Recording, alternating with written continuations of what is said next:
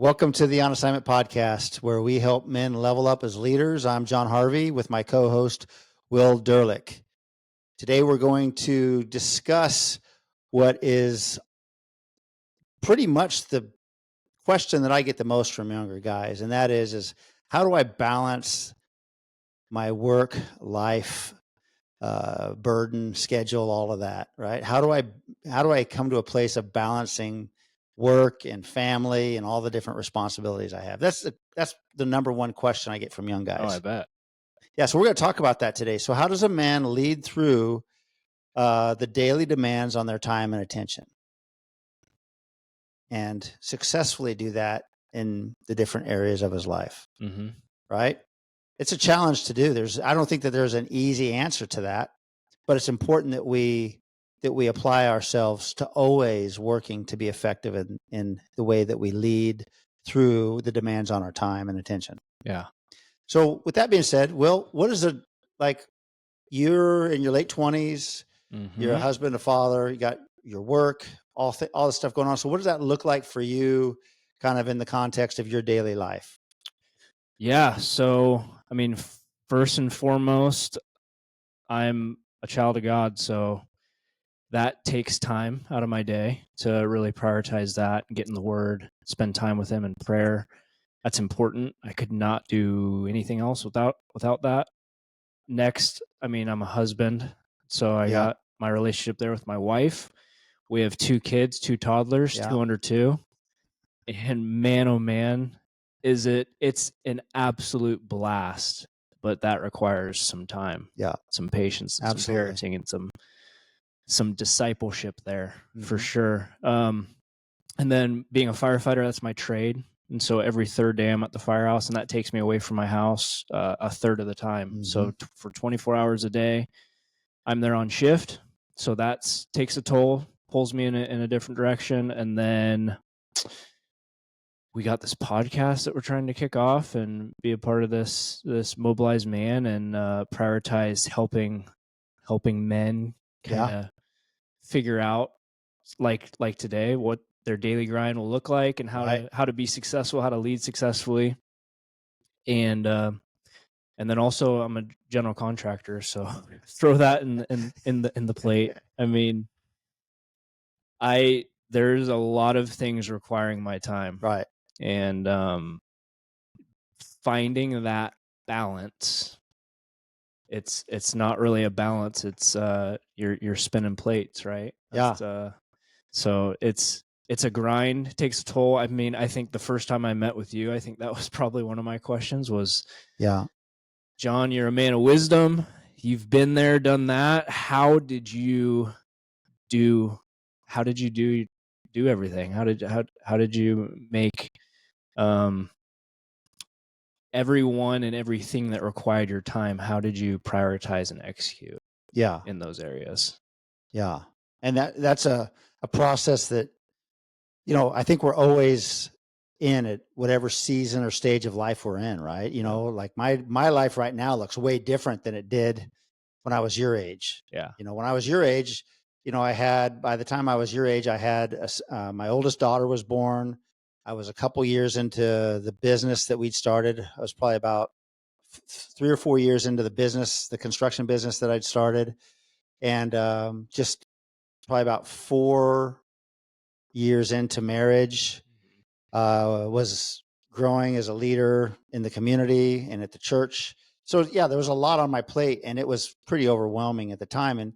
And so now you come to the present day, and it's like, I don't have any kids at home. My wife and I have, been married for almost 31 years, and we've just shut down a business. That business that we started back in '93, we just are wrapping up shutting that business down, and I'm pouring my full-time effort into this nonprofit, Mobilized Man, which sponsors this On Assignment podcast. And so my time right now looks like, like you, faith first. So I'm staying connected to God on a daily basis, making sure that connection is alive and well, because it's the source of everything for me.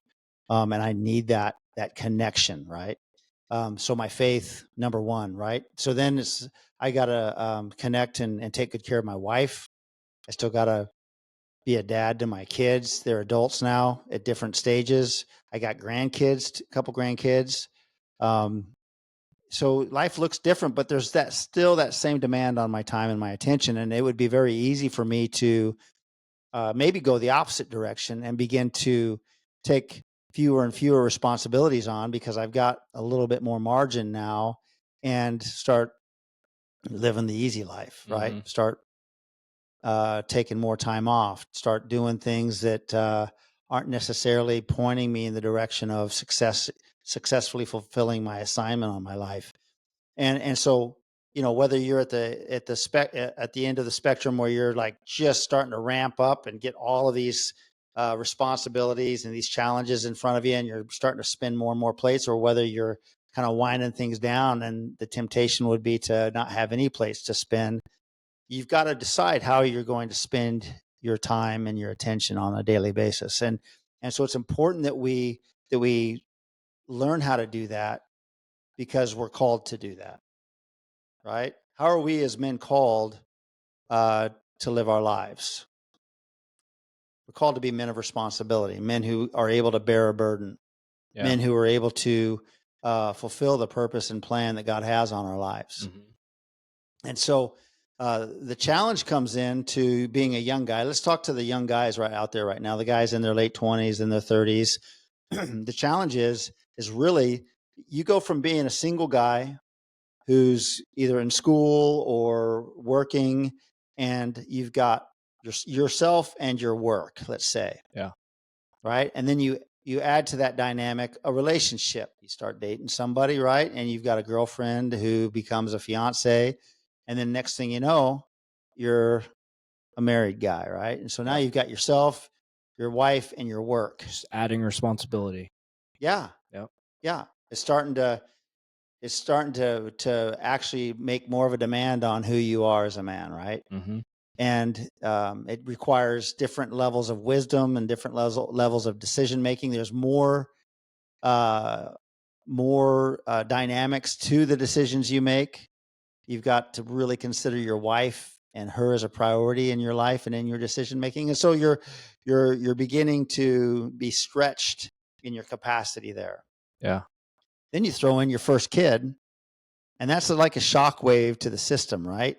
I mean, marriage is a shock wave to the system in certain levels, but your first kid, man, it literally, I just remember being like, we can't do anything now. This one little baby now demands everything from us, especially my wife. Yeah. And I mean, you're raising a life, but also like financially, it can create a burden too. Cause Yeah. if your wife was working, right, and now she's maybe not working for 6 months, and right, you gotta pick up that slack while Yep. also raising a new baby and figuring out that change in dynamic. Yeah. And it's a huge shift in the home, in right, the atmosphere that requires a lot of us. right. Yeah.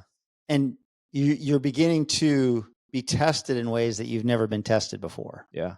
And you begin to see stuff, like the refiner's fire. What the cool thing about the refiner's fire is that when the heat starts rising, when the temperature starts going up in the refiner's fire, what happens to the impurities that are in the substance?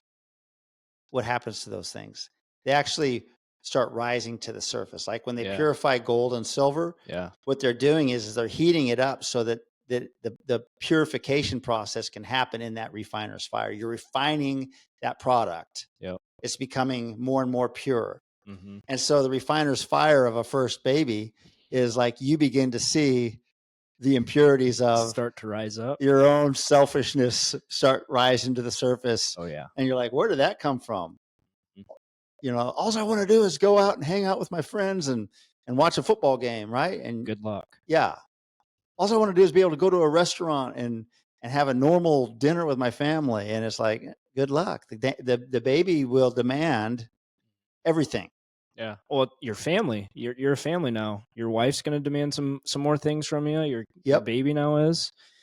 And yeah, your priorities are going to have to shift. There's got to be a shift. Yeah. But you're seeing these things come to the surface, and you're being refined. Yeah. And you're basically seeing your own ability to just take care of yourself and be worried about yourself go away. Mm-hmm. And you're, like you said before, you're seeing all of these new plates that you're spinning, and these new responsibilities being added to your plate. So there's less and less time for yourself. And so you're dealing with that selfishness while at the same time dealing with, I need to take good care of my wife and my kids, but I also have to provide. Yeah. So I have to be working hard, and I have to take on all these different responsibilities.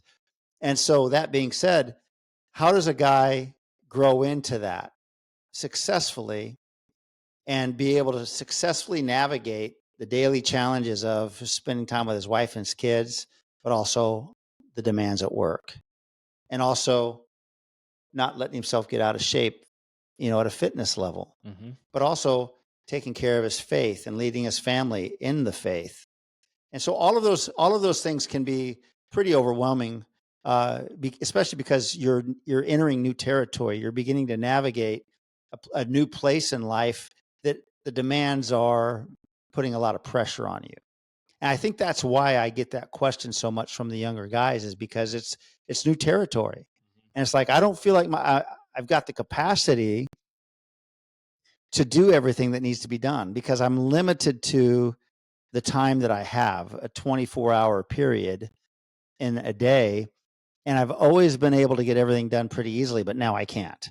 Yeah. And so we're going to look at that today. And the reality is that that's a great place to be. That's got to be the first encouragement that I would give you and the other young guys out there, is that you're exactly where you need to be. Because we're not called to live at a static level in our lives and just kind of maintain a mediocre status quo existence, once we reach a place of comfort, which would be very easy to do. And we see a lot of guys doing that, where it's like they start getting older into their 20s, and it's like, no, I'd rather just stay where I can have zero financial pressure, where I can have zero demand on my time, so that I can do the things that I want to do for me. And so therefore, I don't really want to step into a relationship. I don't really want to step into extra responsibilities. But, so I can stay at a level of status quo and really take good care of myself, but no one else. But the reality is that that's not how you were made. No. That's not who you were meant to be. And you're not taking good care of yourself by doing that. In fact, you're developing a pattern of laziness, of apathy, of irresponsibility, of zero vision for your life. And you're thinking, one day I'll step into that new territory. One day I'll become responsible. One day I'll develop a relationship. But as soon as you decide that it's okay for you to maintain the status quo, you've already stepped backwards. Yeah. And you're losing ground. And it makes it that much harder for young guys who've been video gaming it up, smoking the weed, just hanging out, enjoying life, just trying to maintain the status quo. It's really hard for them to step out of that place and successfully navigate the pressure that comes with a relationship and with a good job and with a family. Yeah, because as you add those things and you expand your abilities and your skills, you're adding to your toolbox. Yeah. Yep. For future endeavors, future things that God's calling you to fulfill. And you can't go from stagnant to prepared. There's a process, right, of continuing to just take those steps, those leaps of faith, those steps to equip your toolbox so that you can fulfill the plan that you have, or that God has on your life. That's right. Yeah, there's an increase in capacity, an increase in strength, an increase in capability. All of those things only come by you stepping into the next thing, into the next level. And those responsibilities will take your time. And they take a ton of time and a ton of attention. Yeah. Absolutely. And so understand that you were made for this, and it's a good thing. And when a man is able to step into that role of provider and a protector, and he's able to step in as a husband and a father, that's a great place for you to be. And so the fact that you're feeling pressure is very normal. And so I'm always glad when that question gets asked, because it's a good place to be. Now, there's no easy answer to it. There's really not an easy answer. But one of the things that I would usually start off with talking to a guy about in this tension that he's facing is, first of all, beginning to really, as a young man, establish what your priorities are and really identify those priorities and making those priorities what we would call a non-negotiable. Yeah. All right. And so for the men out there, it's like, what are your priorities? What are your non-negotiables? What are those things that are like bedrock in your life that you absolutely will take care of and steward and be responsible for every day of your life? And so what would some of those things be for a young guy? For me, my faith, huge. That comes number one, like I said when we were going through things that require time, but my number one priority is my faith, because that gives me the ability to handle these other priorities and the strength that comes from the Lord to handle these things. Yeah. Next would be my relationship with my wife. Yeah. That's huge. Next would be relationship with my kids, my trade and firefighting. Okay. And with that comes taking care of myself, taking care of my health. Yeah. That comes along with my trade. We're required to be prepared to handle what we were sworn to do, Yeah. protect and provide, and provide safety for the civilians. So that requires me to be physically fit, take care of myself, take care of my health, Good. take care of the longevity of my career. Yep. So that all plays into the part of my trade and firefighting. And then lastly is my business. Being a business owner, God's called me into this field, but that's definitely last on my top 5 priority list. That's, I would call a negotiable one. Right. Those first 4 though, those are my non-negotiables. That's who God has created me to be. That's right. That's really good. Well, what I love about how you've got that laid out is that those non-negotiables, when a guy's thinking through, what are my priorities? What are my non-negotiables? One of the things that to recognize is the fact that your life is made up of different seasons, and those different seasons will present different opportunities and also different challenges. And so you want your list of non-negotiables, your list of priorities, to be something that you'll carry through every season of life. That 5th level is a negotiable. It's not necessarily a non-negotiable, because there might be a season in life where your kids are more active in sports and doing all these different things, or you're homeschooling them, or whatever it could be, to where the schedule won't allow for you to do your firefighting and your business. And so then at that point, you have a decision to make, and you would make the decision based upon what are my non-negotiables and what are my negotiables. Yeah. And so for guys to really think through your priorities, understand that the priorities should be universal and they should be applied at every season of your life.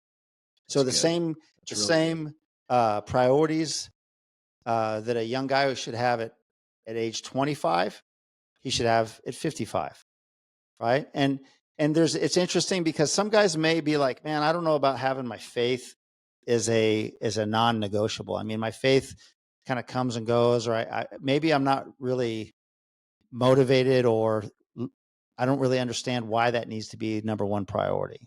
Yeah. And to be honest, when I was young,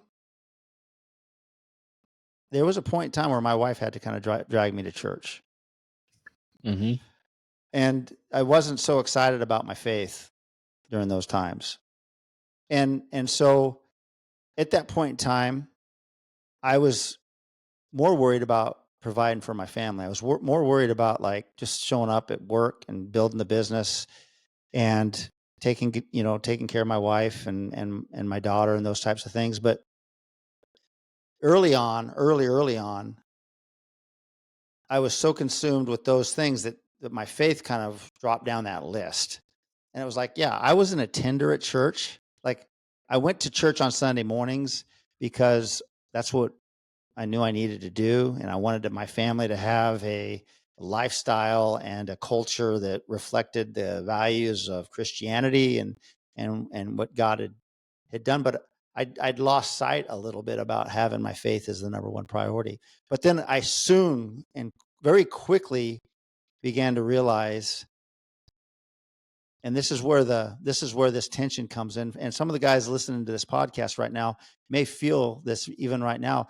As I began to get more and more plates to spin, I began to realize that I wasn't enough to be able to spin all those plates and do well with them. And eventually the plates could start crashing down. Yeah. Because I wasn't enough. Yeah.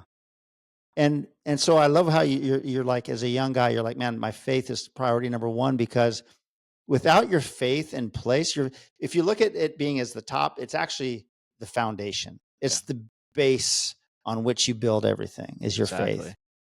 And what I had to learn early on is that there's elements in life to where we can give 100% of who we are as a man to our work and our families and our own personal life. But there's a point where we reach our limit and we're not able to do it all. Yeah. And I'm not able to be the husband that I need to be, that I want to be, without my faith. Yep. And as a father, this marked me in an incredible deep way, because ultimately, where I saw my shortcomings as a father, I began to actually look at my heavenly Father and watched how he fathered me. And that's how I learned to actually become a better father. Yeah. And that was powerful. And so I say that because if you're wondering about, where, if you're like doing an honest assessment of your priorities, and the guy's out there and he's like, I know that my faith isn't my number one priority, that's okay. But at some point, you're going to be confronted with your shortcomings, and you're going to have to ask yourself, what happens a lot of times with guys is they would discover their shortcomings, and then they begin to pour themselves into what they're good at and where they're not falling short into. Yeah. Which typically is not marriage. Yeah. Which typically is not fatherhood. Exactly. And so what happens is a guy is coming up short in some areas, and so he pours himself into that area that he finds success in, because that's where he can be successful. That's where and so guys pour themselves into their work, and you're neglecting, and you end up neglecting your marriage. You end up neglecting your children. It never was that way when you started out. More than likely, no one ever starts out as a husband saying, one day I'm going to come to the end of myself and I'm going to neglect my marriage, and this is going to end up in divorce. We don't start off that way. No, but slowly. It's a slow process, super slow process. Yeah. And it's an erosion of the lack of foundation. There's an erosion of your substrate, you might say. Yeah. And you've put your foundation on your success and your own abilities. You've built your life on that. And when it falls short and begins to erode away or crumble away, then it's kind of like the story you hear in the Bible of, hey, what are you going to build your house on? Yeah. Are you going to build it on the rock, or are you going to build it on the sand? Yeah. Because there will be a day when the storms come and what you've built won't stand because it's not on the rock. And so I love what you're talking about here of like, man, my number one priority is my faith. Yeah. And I guess what's important to touch on is these are my priorities now. Yeah. When I first started dating my wife, or first got into the fire service, or even when I was a new father, I had to learn these priorities, and I had to learn that I had to go to my faith with each of these portions of my life. Wow. Yeah.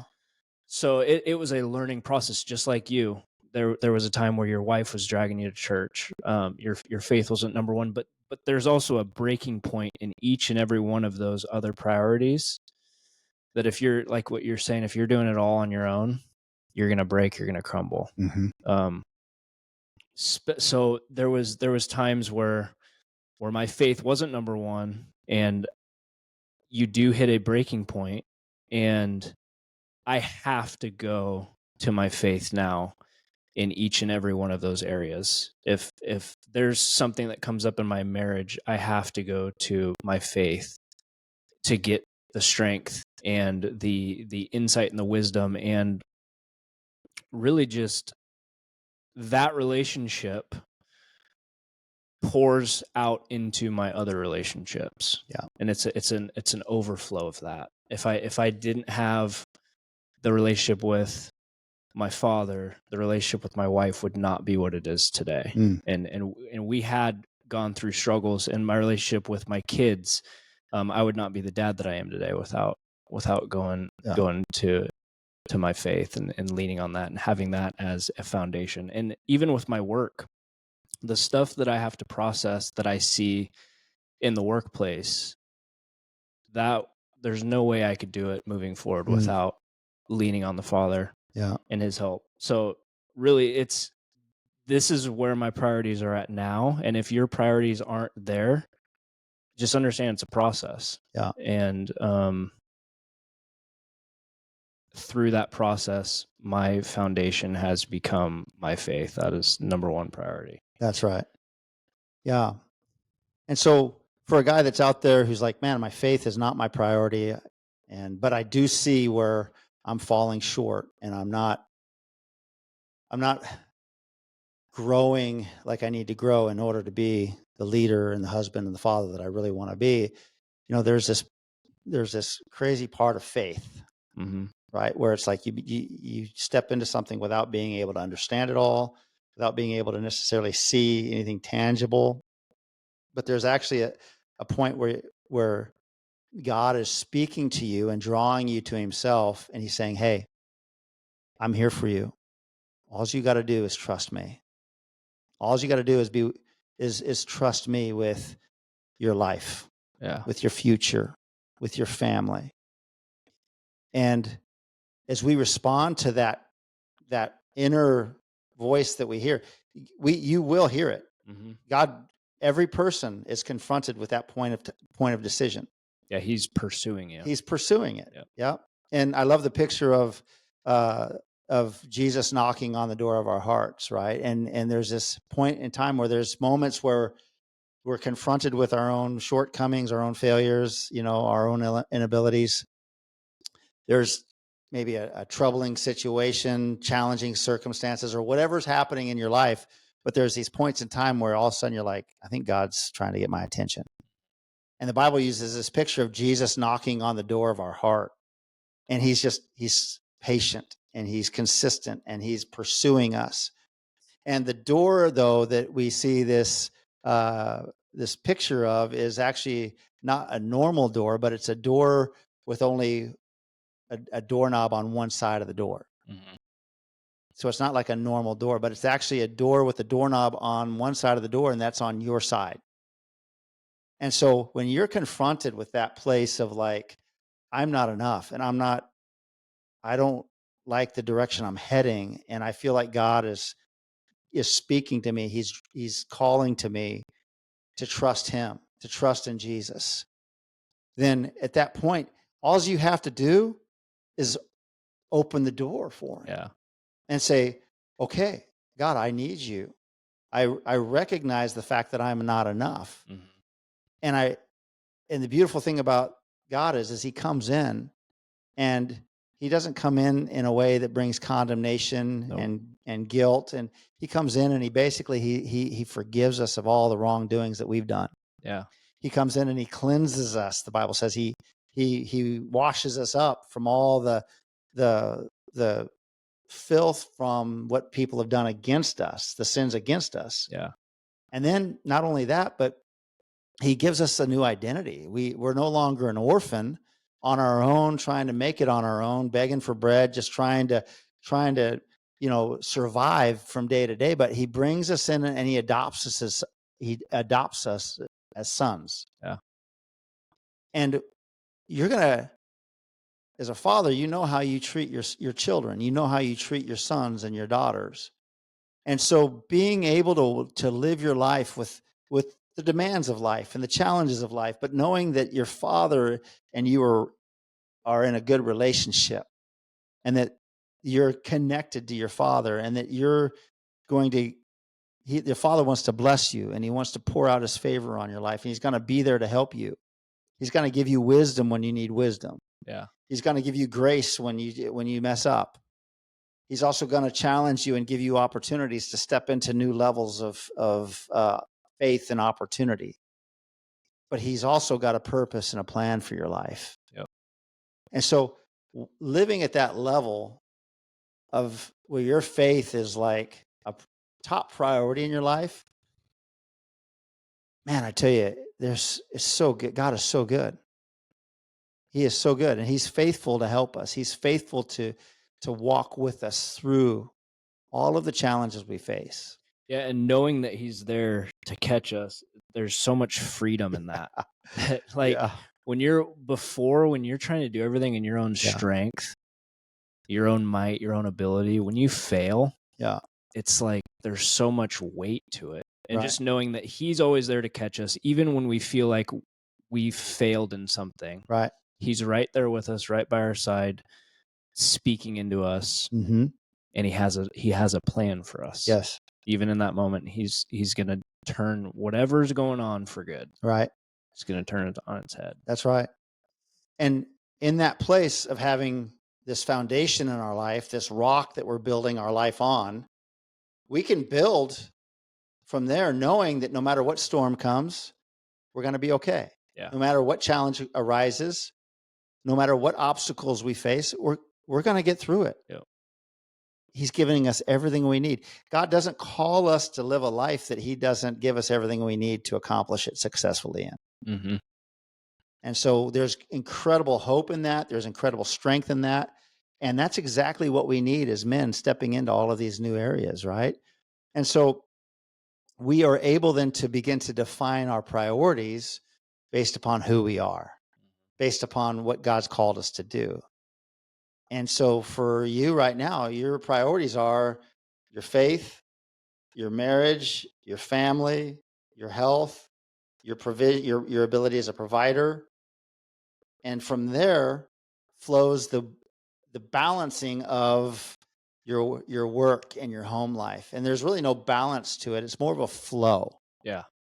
There's more of a managing of the flow, because you're not going to have two scales that are just or three or four scales that are just, oh, I'm going to add 5 minutes here and that's going to be perfect. And you're keeping everything balanced. There's going to be times where it's like, it seems everything but balanced. Yeah. But that's okay, because in the middle of that time of like adjustment, or that time where things are just getting really frenetic and kinetic in your schedule, you can handle it all knowing that there's provision for it. Yeah. God's with you in it. Mm-hmm. He's going to give you everything you need. And so that being said, we have to walk in a place where we're learning to discern how to manage the flow of our time, because it's going to look different at different points in time, right? Yeah. So there might be guys who are listening on this podcast who are like, I'm not married yet. I don't have a wife. That's awesome. Take full advantage of the season of life that you're in right now, and prioritize your own personal growth. Prioritize your own personal development. Become the man that your wife is looking to marry. Yeah.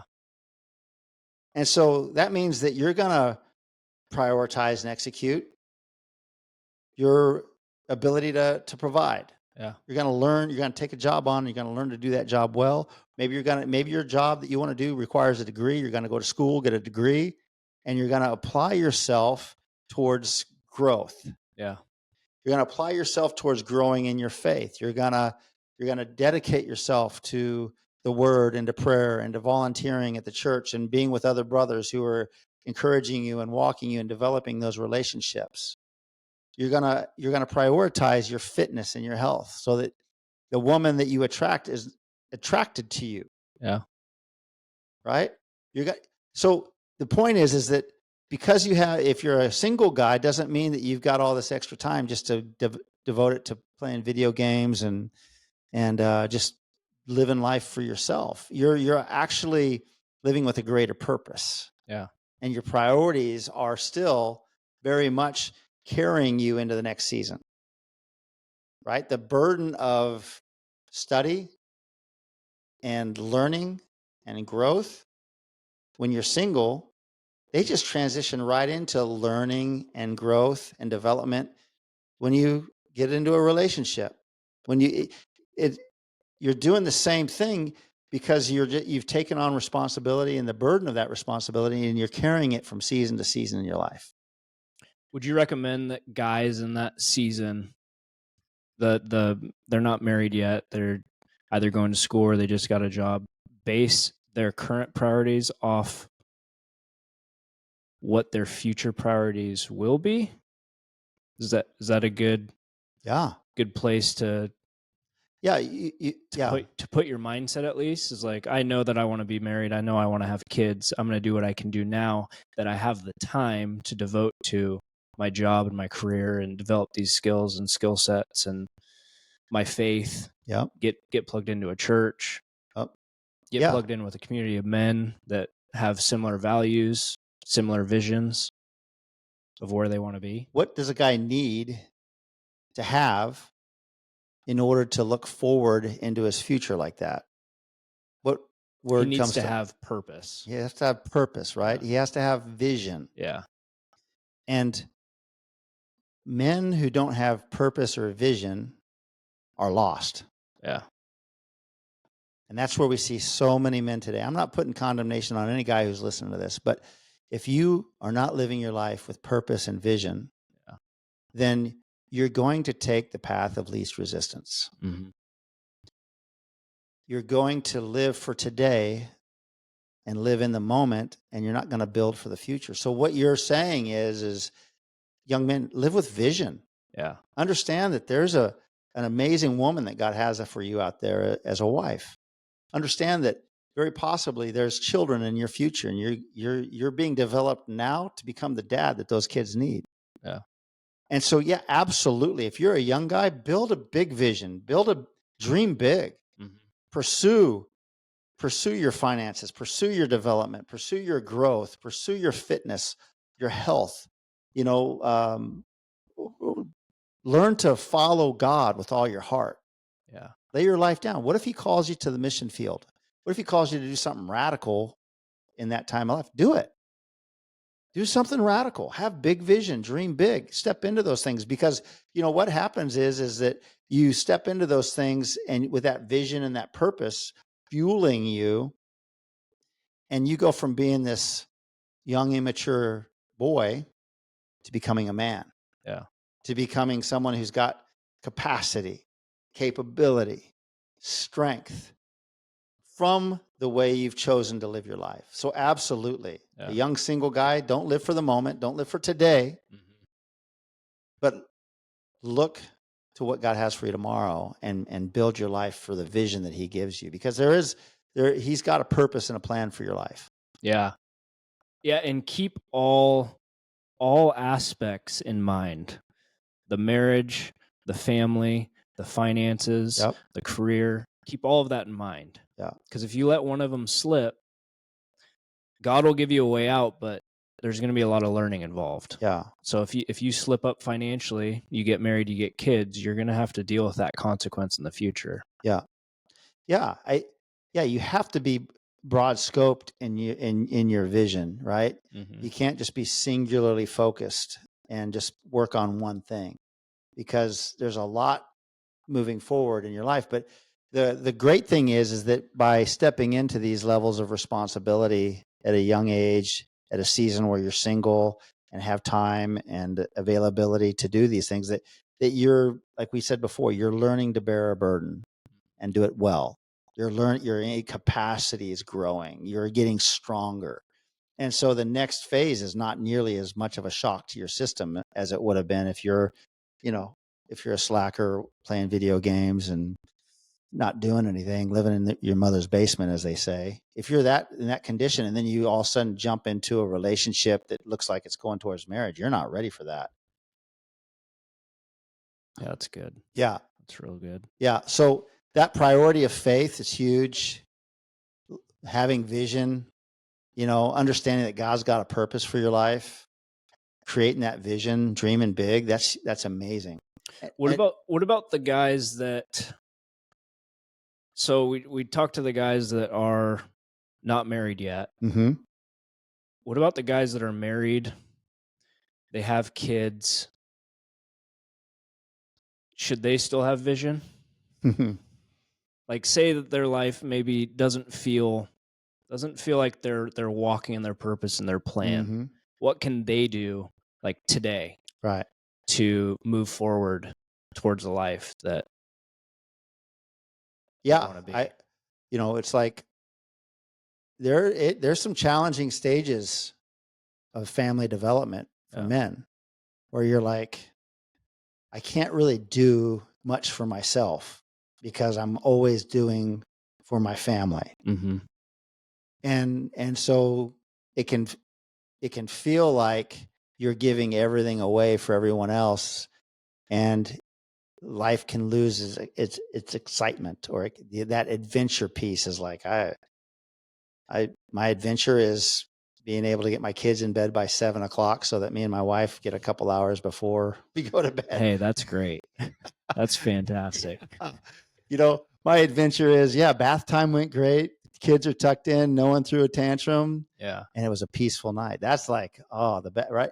No, but that can be tough for a guy sometimes if a guy's wanting so I feel like that, if I'm trying to understand the question to where it's like, should a guy have vision? Absolutely. We should always keep vision in front of ourselves, but managing your expectations that, it's like, if your vision is to get jacked physically, that's awesome.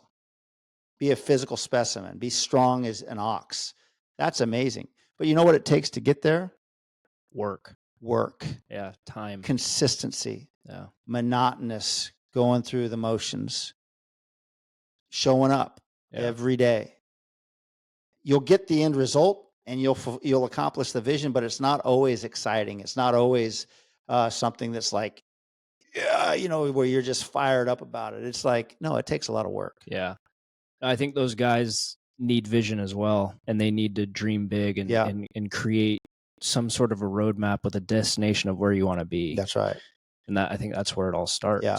I mean, even if you're in a mess, you when you're young, you didn't take care of those certain things, or there were some things that you neglected. It's gonna take work. There's gonna be a lot of learning involved, but create a vision and a destination of where you want to be, where you want your family to be. And that's right.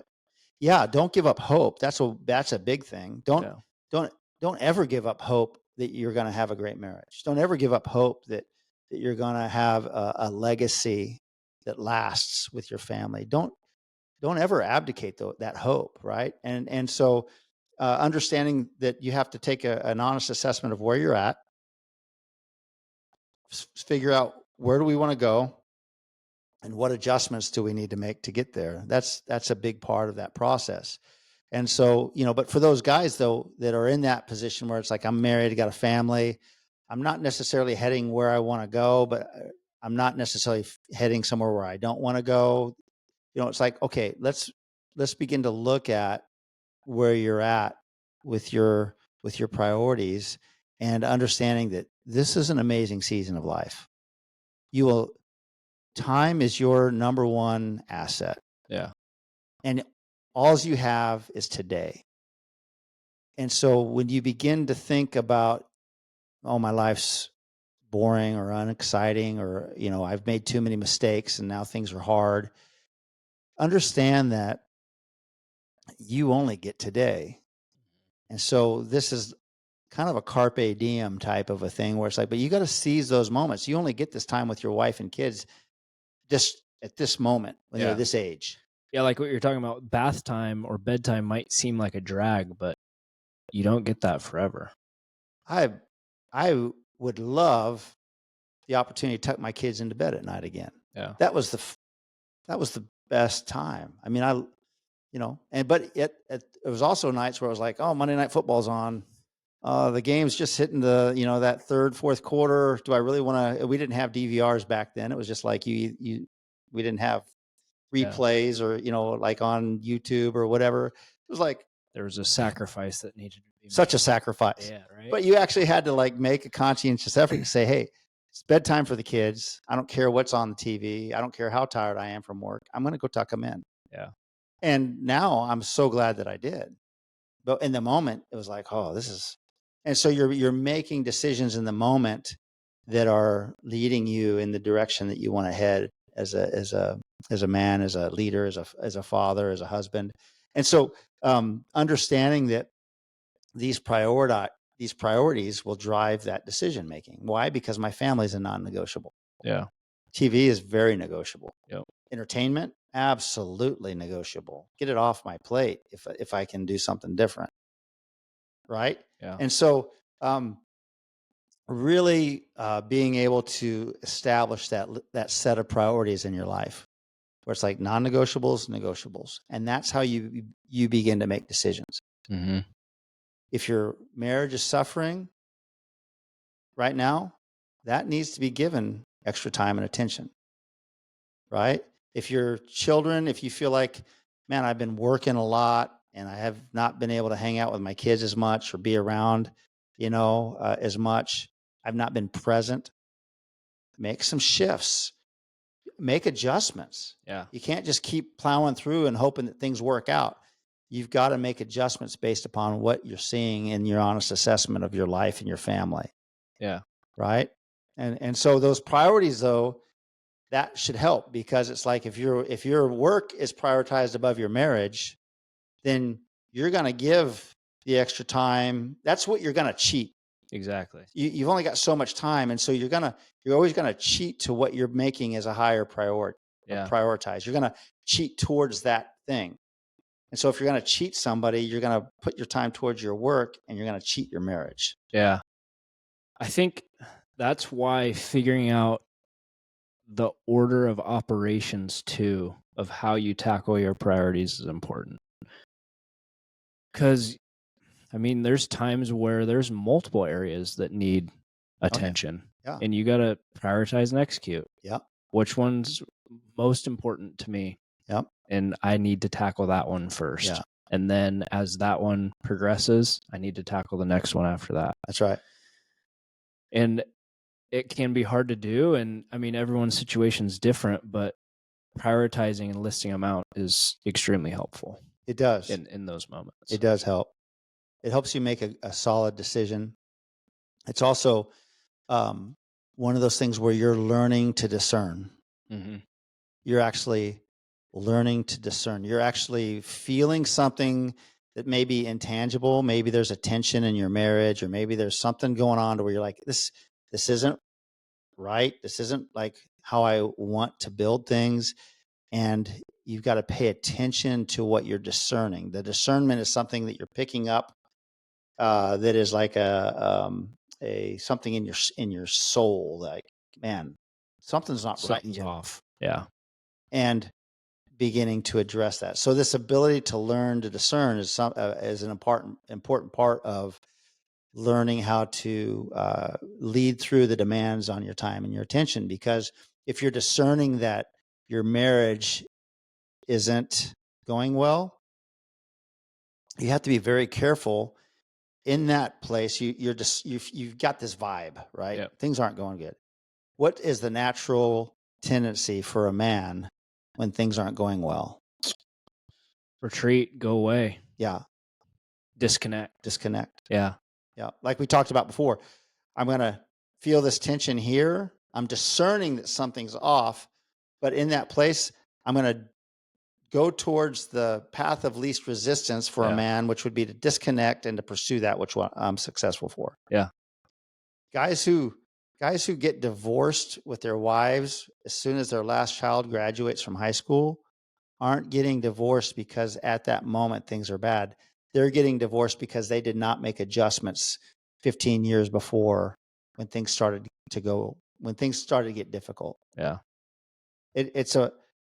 If you don't learn to discern and you don't learn to make adjustments, man, you're going to head towards the path of least resistance. And that will always be to disconnect, to shut down, to abdicate, and go to pour yourself into that which makes you feel good and you're successful at. Mm-hmm. And there was times where, I had to really work my way through that when it came to my business, Yeah. because my business was easy. Yeah. What business was not easy, but it's where, man, that's where I got a paycheck from. That's where I had the opportunity to build and create and, provide for different employees and different people. And it was like, that's where I really kind of got my, my affirmation and it, I felt like, oh, it would be really easy to pour myself into the business because that's where I'm successful at. But You could see your ROI pretty yeah, quick, yeah, and it's tangible that's a in good that point. moment. Yeah, Whereas depositing in your marriage, you'll see that down the road, right. but you might not see it in the moment. Yeah. Or you're going through something that takes time, takes effort. It's so much easier to do something in your business that gives you either an immediate return or something that you see next week or Right. next month, and you're just like, oh yeah, Well, yeah. I got more money. That sale went through, or man, we sold that job or whatever. Yeah, so your return on investment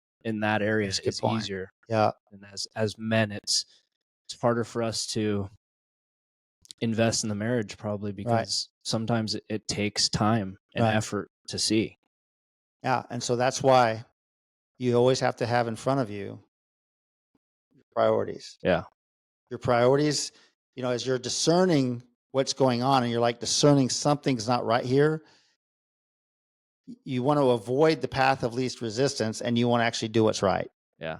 And so what helps you do what's right is having your priorities in place and saying, my wife is my priority over my business. Therefore, I'm going to begin to manage this flow of time and attention.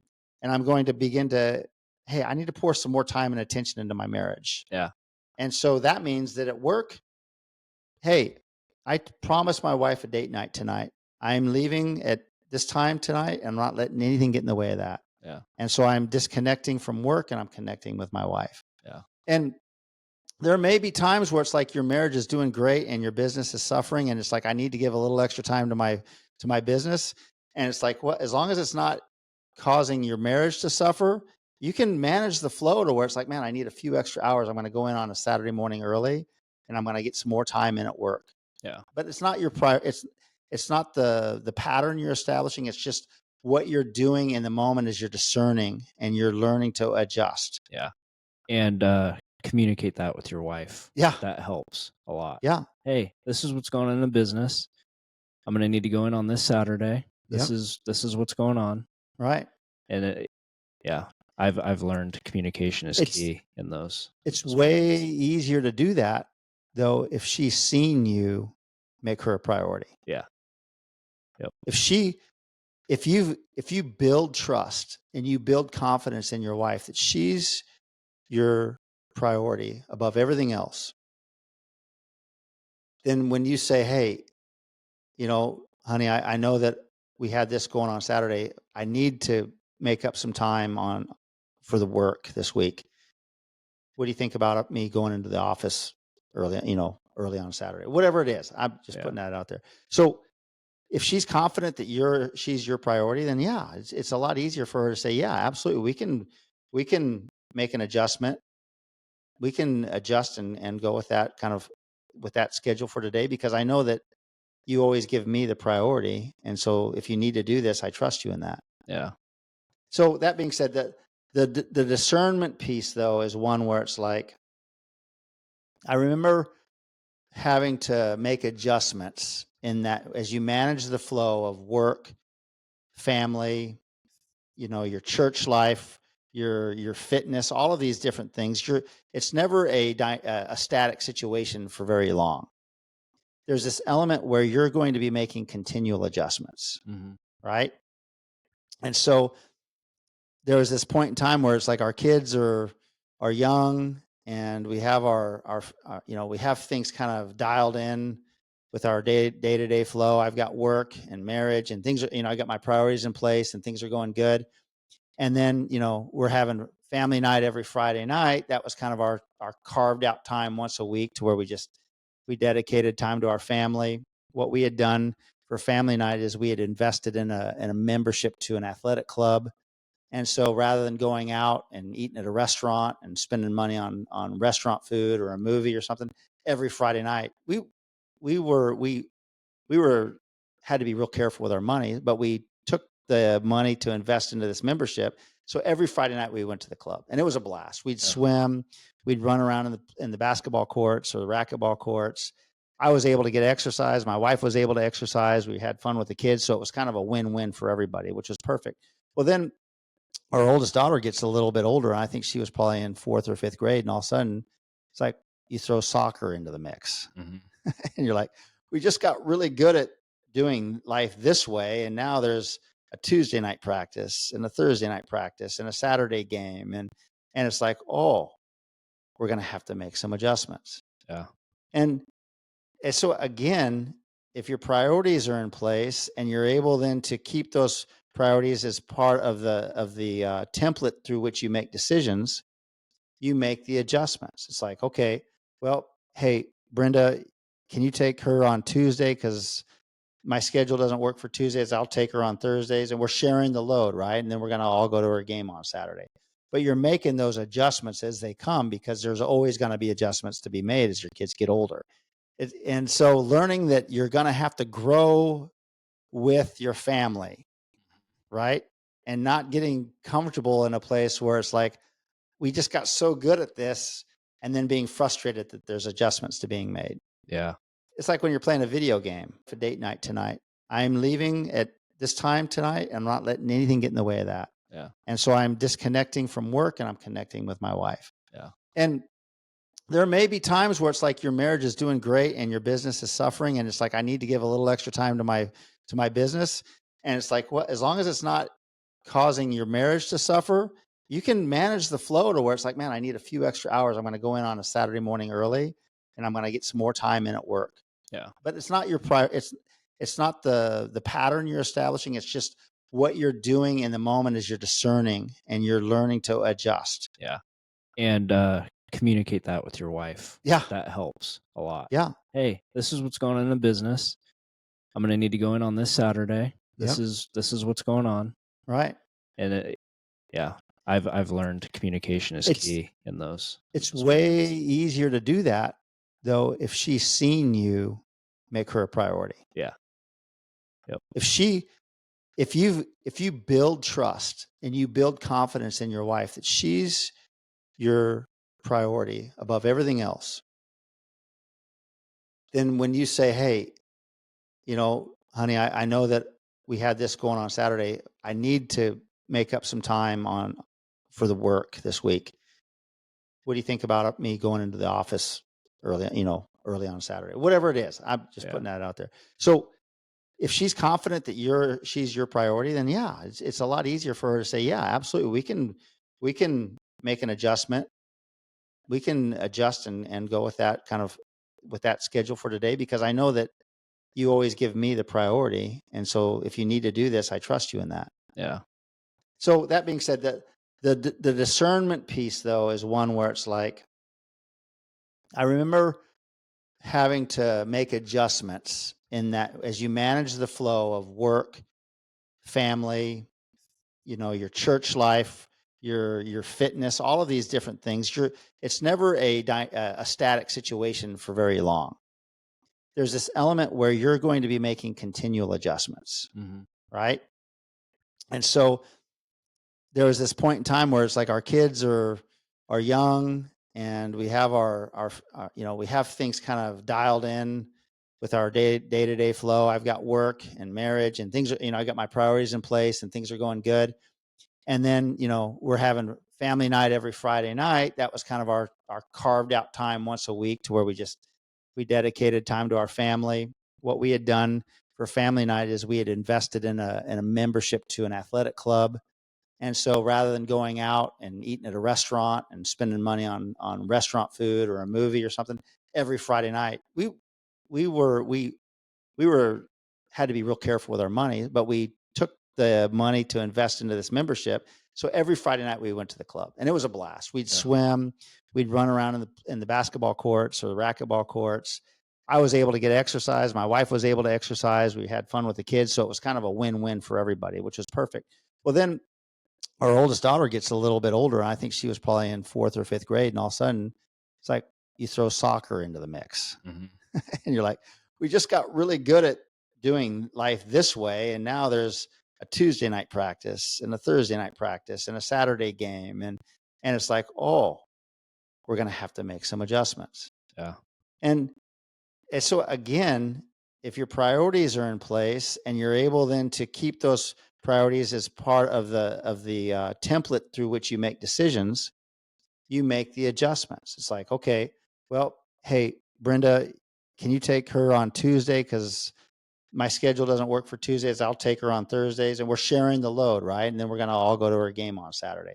But you're making those adjustments as they come, because there's always going to be adjustments to be made as your kids get older. Yeah. Right.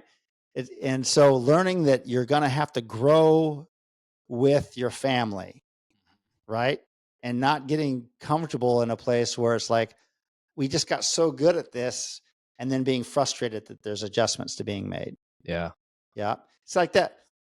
It's like when you're playing a video game, right? Right. You're playing a video game and you're on level 1, and you start playing level 1 when you first start the game. And it's like, oh, this is kind of hard to get through, and I can't kind of get through and beat the level. And so you just have to hit it time and time again. And then all of a sudden you're like, oh, I'm starting to know where the different enemies are. I'm starting to know the mission and how the mission looks better, and what the different maps are, and the weapon choices, and how to transition weapons. And, you'd think I was a professional gamer from the way I'm talking here, but you sound pretty experienced. Yeah. Yeah. But, but you get good at level 1, and then all of a sudden you beat level 1 and you're like, man, I'm doing really good here. And then all of a sudden it's like they throw level 2 at you. Mm-hmm. And it's the same thing. Man, I got to level up. Yeah. And it's hard again. And it's like you're learning, and that's a good picture of how life can be. Mm-hmm. You're going from a single guy to married. You're going from a married guy to being a family guy, walking your way through life. Then you throw in the obstacles and the challenges that come in, the financial situation, that medical situation, these different things that come in and bring different tensions. What's going to keep you on track is your priorities being in place, and your ability to discern what's going on, and what adjustments do I need to make? Yes. Yeah. And no, like sometimes when we're going through this, you feel alone. You're like, are we the only married couple that is dealing with this? Right. Because this is hard. Life's hard. Why did I take on so much? Why did I and that's like what we talked about last week. That could be where discouragement can creep in, is like, why did I say yes to all these things? Why are we doing all this stuff? You have to be really intentional about the time that you do have, because what you're talking about with running kids to soccer and all that, changing gears, adding a whole nother element, you just, with each new thing, you have to be really intentional about where you're devoting your time. Yep. And maybe you don't get as much time as you used to in certain areas, but the quality of the time can be, you can adjust the quality of the time. Right. Yeah. And make sure that you're present and in the moment, and just be really intentional about that time. Because I mean, even just hearing your stories now, I'm like, getting, the wheels are turning, and I'm like, how, man, there's so many moving parts. Right. But yeah, in those crossings of paths, when you're in the season of sports and stuff, you have to be really intentional with your time. That's something that my wife and I we're figuring out. Really intentional, because her love language is quality time. When we first got married, we had to have a conversation, because as we started to add more things and more responsibilities, your time needs to be divvied up in different areas. And so we had the talk, and she was under the impression that her love language was time, and it is, but it's quality time. So the time that we do get with each other, we make sure that it's quality, undevoted, undistracted, present in the moment. That's the time that you and your wife connect in, as you add more and more responsibilities. And things that take your time away. There's a ton of distractions out there that can keep the time that you've got from being quality time, right? I mean, I just think of how many times it's like you're hanging out with your wife, and all of a sudden you were like, oh wait, we're both on our phones, Yep. and you're like just kind of taking in YouTube or social media, Exactly. whatever, and it's like that's not quality time. That's Uh-huh. just time together, right? Exactly. And so I think you're exactly right. The ability to be fully engaged in a moment is what defines quality time. You're fully engaged with your child when you're wrestling with them when you get home from work. You're fully engaged with your wife in the conversation that you're having as you're getting ready for bed. You're fully engaged with your coworker when you're having that discussion about the project you're going to start. You're fully engaged. Being a man who's fully engaged is really important. That's so we've talked about, a man establishing his priorities and what's his non-negotiables and his negotiables, then learning to discern and understanding that life is a moving target and you're constantly adjusting to hit that target, to discern what adjustments need to be made in the moment, and you're basing those adjustments on your non-negotiables and your negotiables. And then to be able to learn to switch gears. If you have ever driven a manual transmission and on a vehicle, it's like you can't be in first gear and get on the highway. Nope. You got to be able to know how to shift gears. And to your point where it's like, man, I need to be able to shift gears because I'm at work and I'm fully engaged. I get home and I'm talking with my wife and I'm fully engaged. I'm at a soccer game and I'm fully engaged. So how do I, how does that work? And that's a skill to learn, to be able to shift gears and be able to actually go through the mental exercise of saying, I am now leaving one place and going to another place with another person, and I'm going to be fully engaged here and not distracted. Yeah. Because it's very common for us to take the stress and the weight of work home with us, or vice versa, whatever it is. If things aren't going well at home, it's easy for us to take that to work. And I found that being able to actually practice switching gears in order to be fully engaged in moments was really critical. Yeah. So that I could be paying attention to what my wife said. Yeah.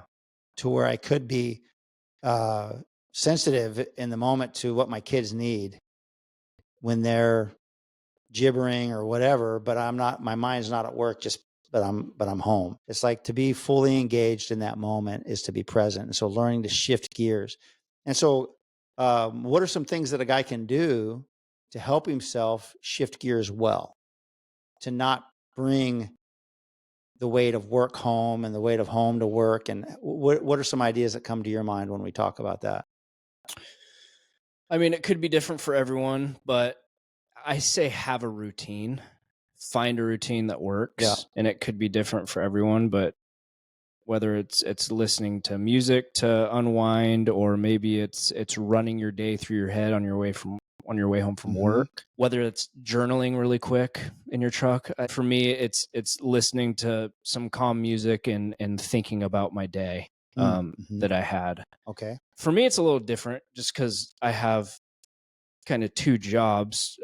My trade of firefighting, that's a fairly stressful job. And so there's some days that require some more work on my way home to not bring that burden to my wife and my kids, because it's not their fault. Right. That we get exposed to different things at our workplace, and they don't deserve that. Right. And as men, we set the tone for our house. Yeah. And like I learned that pretty young. My dad he's a strong personality, and he'd be the first one to say this, but he would set the tone when he got home. If he had a good day at work, we'd be happy, goofy, silly, having fun. Right. If it was a bad day, then we were like, oh, well, what mood's dad going to be in today? Because that's going to set the tone for the house. So that's a great knowing point. that and going through that in childhood, my dad's a great guy. He's amazing at that, but he is a strong personality, and he did set the tone well for our house. Yeah. So knowing that and growing up like that, I make sure that I set the tone for my house. And when I walk through the door, I'm all in. I'm fun and goofy, and they deserve the best version of you. Absolutely. As a dad, they deserve the best version of you, and if you're taking your burdens home, they don't deserve that. Yeah. So That's figure good. it out, work it out in your truck. Yep.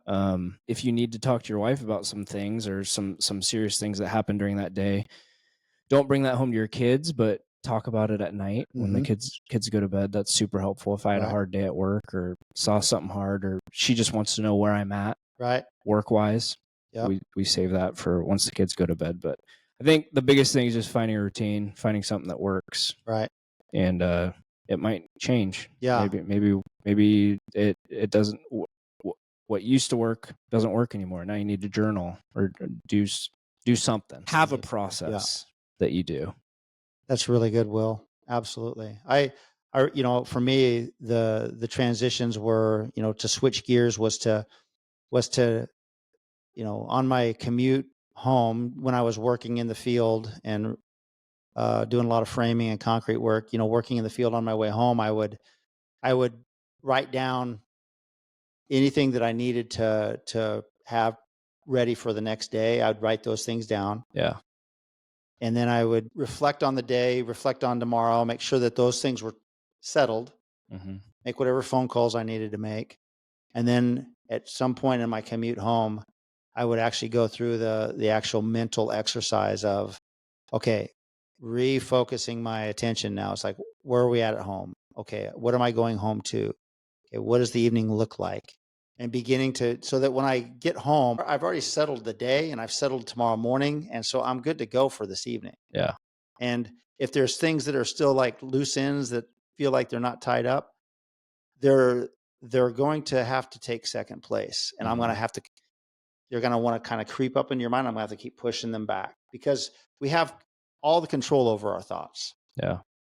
And so when we're fully engaged, that means our thinking is fully engaged. We're present in the moment. And so I have to take those thoughts as they want to kind of creep in and be like, nope, I'll deal with you either late tonight or tomorrow morning early. But for now, I am focused. Yeah, that's good. It's really, and then as the burden of responsibilities change and increase, it takes more time. Like as our business grew, I would spend actually time in the office planning for making sure that all my direct reports were taken care of at the end of the day. Yeah. Making sure that things were handled for the day and that we were ready for the next day. And then you're looking at any contingencies like weather. I mean, when you're doing concrete work, I'd have to look at the weather and be like, okay, I'm going to have to be up, 4 a.m. checking weather because we might have to cancel a pour, which means you got a pump, your supplier, you got your finishers, you got all these different moving parts. So you're dealing with all those details in the office so that I didn't take those home with me. Yep. I had to make space for me to switch gears. That's good. I can't just drop the hammer on work and just go straight into home mode because there's a lot of details I need to wrap up. Yeah. But allow time for that. Yeah. Allow there to be a reflection of the day, making sure that you're ready to end the day, a preparation for the next day. Get at least those main moving parts ready, and then switch gears. Yeah. But it takes practice and discipline and focus. Were there times when work would run over into family? Yeah. Especially, being a business owner, it happens. And so again, that's where trust is built. That's where confidence is built, where your priority is your family.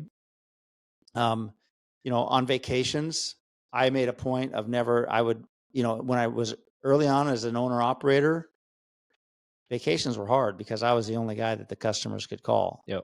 And so I'd usually have to deal with stuff. Yep. Then as I grew the company and I had more direct reports, guys who were helping me with the projects, then I would not even like turn my phone on during vacation. Just let them handle it. Yeah. And then it's like, so you adjust with the seasons of life that you're in as well, but you're always building that confidence and that trust so that your family's like, man, whenever we go out, dad's always on his phone. Yeah. No, we don't want that. No, we don't want that. Or you know what? We're watching a movie together as a family and dad's got his phone and he's like texting and be fully engaged. Yeah. It is hard being in that owner operator role. I think I'm aware of what's going on, but as an owner operator, general contractor, your clients, you don't get to choose when your clients give you a call. And you are the receptionist, you are doing the invoices, you are the manager, you're wearing a lot of hats in Yeah. your business. And Yeah. so my biggest thing with that is if I do a general contractor day, I tidy everything up invoice wise, all that stuff, the customer contacts, communications, all that is done before I get home, so that it Yeah. just removes that burden Yeah. of, oh well, we're watching a movie tonight, but I forgot I was going to do these invoices Yeah. or get these things sent or contact this customer about this certain job that Mm-hmm. might be getting delayed. All that sort of stuff. Tidy that stuff up when you can. Sometimes you can't control it. Like right now, if my phone goes off at home and it's a customer, more than likely I'll pick it up, and it's just that balance though. Right. Yeah. And there's conversation to be had on that too, as far as in your business development, you actually establishing business hours Yeah. and understanding that, that the customer's expectations should not be that they can contact you 24/7, but that's also, again, that's a point of growth and moving forward into business that you develop that. But Yeah. I think that the point being that you have a confidence and a trust with your wife and your family, that you're fully engaged. And if something does come up, that there's grace for that. Yeah. There's an understanding that, oh, this must be really important Mm-hmm. or whatever it is. So, but yeah, the what's beautiful is that we all, whether you're 27 or 55, we're both at a place where we're still growing, Yeah. where we're still we're still taking things on and growing and stepping into new territory. And there's a demand on that, but God is good. God will never put us into a situation that he won't provide for.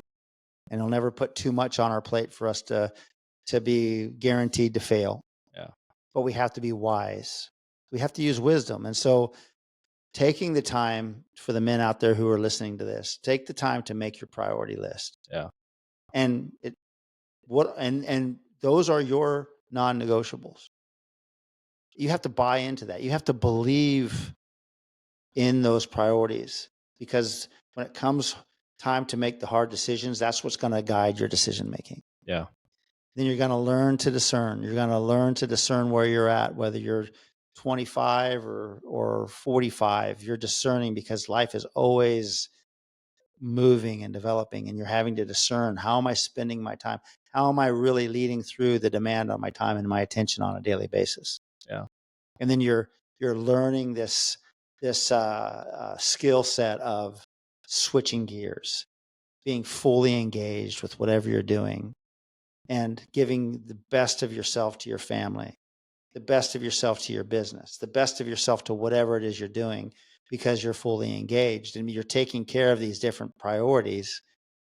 And so you're able then to uh, develop this capacity over time that makes you a mighty, mighty man, a man who's so effective in the assignment that God has on your life. And that's really what we want to do. Yeah. And so I would encourage the guys who are listening out there to pay attention to what Paul says in Ephesians chapter 5, verses 15 and 16. He says, "Look carefully then how you walk, not as unwise, but as wise, making the best use of the time, for the days are evil." And so wherever you're at, wherever we're at, let's walk in wisdom. Let's understand that we've been given this gift of time, that today is a gift. And let's take full advantage of it. Let's maximize everything that God's called us to do, as men, as leaders, as husbands, fathers, businessmen, as employees, whatever your station in life is right now. Man, there's so much that God has for you, and his purpose and his plans are there for you to step into. And so learn to navigate the challenges that come with taking on more responsibilities. It seems like you're spinning more and more plates. And we're going to talk more about this next week as well. So this is a bigger topic that just takes more than just one episode to deal with. But we really want to encourage you men to step into all that God has for you. The assignment of God on your life is so critical. And you don't have to worry about plates starting to crash down and you being unsuccessful in business or family or whatever it is you take on. We can walk with the full assurance that God's going to give us everything we need to be successful in all that he calls us to do. Mm-hmm. So let's walk wisely. Let's make the best use of the time, like Paul says in Ephesians, and be those men to where when we get to the end and we look back on our life, we're like, yeah, no regrets, no regrets. So that's what we've got for you today. I hope that was helpful for, I know it's helpful for me to consider these things. And so that's what we've got. We're looking forward to next week where we'll address this in more depth. But, one of the things that's really cool is that when you look back on years, like for me, I've got a little bit more water under the bridge than you do. But when I look back through the years now and I begin to see the impact of having priorities in my life, I can see it in a very real, practical way right now. Yeah. Like for me to be able to take on anything physical right now at my age, it's pretty cool. Like I do these wilderness intensives in the summer where we're out for 8 days in the Bob Marshall Wilderness. You're carrying a 50-pound, backpack and you're covering miles a day. And most of the people that are on those trips are younger than you, but you're a leader on the trip. So you've got to not only be able to carry your own weight, but help everybody else carry their weight. That's pretty cool to be able to do at my age. But I would never be able to do that at my age if I hadn't made my fitness and my health a priority, right? To be able to have a conversation with my wife to where we're like, even this morning where we're shedding tears because we were talking about God's faithfulness, how 40 years ago this year, I was 16 years old. I'll turn 56 this year. I was 16 years old when I gave my life to Christ. And we look at 40 years of God's faithfulness in my life and how there's been lots of ups and downs and challenges and obstacles and how there was even points and times where she had to drag me to church, but yet here we are. Yeah. Because of the priorities we put in place. And so, that being said, know that the work and the efforts, that's worth it, right? Oh, yeah. So you get into the gym and taking care of your health is worth it. Yeah. All those little details, and so I always like to encourage guys to just don't stop. Don't stop pursuing those non-negotiables in your life. Don't get discouraged. We talked about discouraged in our first episode. Yeah. Keep showing up. Don't be content. That's right. That's right. And so a couple of things that we like to offer guys on the show here to help them along the journey is some things that really help. So this is a MyZone heart rate monitor. Basically attach this strap to your chest. This thing plugs right into the strap, and basically it monitors your heart rate during your workout. And what's really cool about that is that it helps you manage the intensity of your workout. For me, it's a big help. Oh yeah. Like I want to try and keep my heart rate at a certain point to actually be getting conditioned.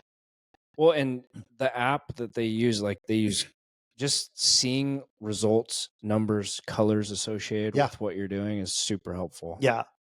Yeah. And being able to connect with your buddies and be like, oh, I saw your workout. That was pretty heavy duty, Yeah. And you're seeing, like, I've got a buddy who's like always like, I'm looking at what he's doing. I'm like, man, this guy's a monster. Yeah. And it encourages you to keep working Tracks hard. Everything. Yeah. It makes competition. Keeps you accountable too. It's like an accountability tool. Yeah. Like you get certain number of points per workout based upon the intensity of the workout. And you have a monthly goal, right? So your monthly goal is so many points for the month. And when you hit that goal, then you're leveling up. Yeah. So you're always pursuing the next level. And if you don't hit that mark, you're like, oh man, I did not hit the goal this month, which has never happened to me, by the way. Of course it hasn't. I will admit to a couple of nights, last night of the month, hitting the rowing machine so I could catch up on a few points just so I would not. My wife thinks I'm crazy. It's 11 o'clock at night and I'm there rowing my guts out, Hey, trying to get those points. More power to you. I love it. It's fun though. It keeps it keeps you honest and it keeps you accountable, and so that's a helpful tool. And so we'll put a link on the description, and go to the link, and if you buy it, it's a one-time purchase of $100. You get the unit, the strap, and the charger for $100. That's $50 off using our link, but that's it. You don't Yeah. have any monthly subscription costs or app costs or anything like. There's no in-app purchases. You get everything that comes with it at that one-time price. And so if it's something you want to try out, check the link out, and you can buy it there. The other thing we like to do is encourage guys in what they're using for supplements. Guys need to supplement what they're not getting in their nutrition. And so we like to recommend Fit products. Fit is a excellent product that I've been using now for, I think I'm at like the 5-year mark on Wow. Fit. Tried and true. Tried and true. You like it? Yeah, and it works. It does work, and it's very healthy. It's a very healthy approach, I guess I should say, to supplements for me, helping me get my protein intake I need. I use their pre-workout, which is I love. It doesn't give me all the jitters and stuff, but it helps get that you're getting an intense workout with the help of some of the ingredients in that pre-workout. And then you've also got your creatine monohydrate, your aminos, your protein. So it's all excellent building blocks for muscle when you're trying to really build muscle at my age, especially since your muscle mass is bound to decline every year naturally. If you don't do anything about it, you're trying to keep your muscle or put on more muscle. Yeah. Supplements are super important, especially for recovery too. Yeah. Especially with the amino acids and creatine monohydrate and all that. It's extremely beneficial for recovery so that you can get back at it the next day. Absolutely. Which is what we need to keep showing up, right? Mm-hmm. It's a day in and day out grind. So that being said, couple things to kind of help you guys out on your journey to fitness and health. It's been a great episode here. I'm looking forward to what's coming up. One thing to mark your calendars with, and you can find this on our website at Mobilize Man, is on March 8th. If you're here in the Pacific Northwest, we're doing a leadership intensive in order to invest into the lives of young leaders who want to grow as leaders. And so we've got a great group of business leaders. We got military, law enforcement. We've got leaders from all different arenas of society coming to train and equip. The lineup of speakers is amazing. Yeah. There's like one of them's name is Dusty, and he was transformational in really my faith. Yeah. And just he talks about being a dad. He's an excellent business leader, but also a leader at home. Yeah. And listening to him speak is transformational. Every single time I listen to him speak, I take notes and take stuff home and apply it to my life and see the goodness. Yep. So it's going to be a great day. If you want to invest into your leadership and your growth, personal growth, I would highly recommend you come into this intensive March 8th. It's going to start at 7 a.m.